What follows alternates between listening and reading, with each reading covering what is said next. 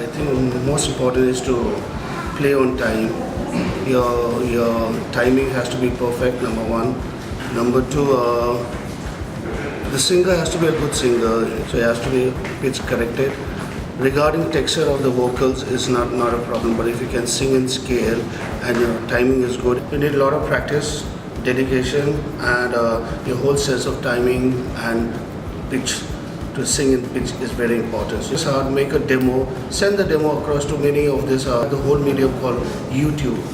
Correct, YouTube, and you have so many medium digital platform where you can share your music to all over the world. So blues based rock music. All of us used to love the classic music like Pink Floyd. So that kind of got us together, and we started forming this band. But now we have incorporated a lot of Indian sounds.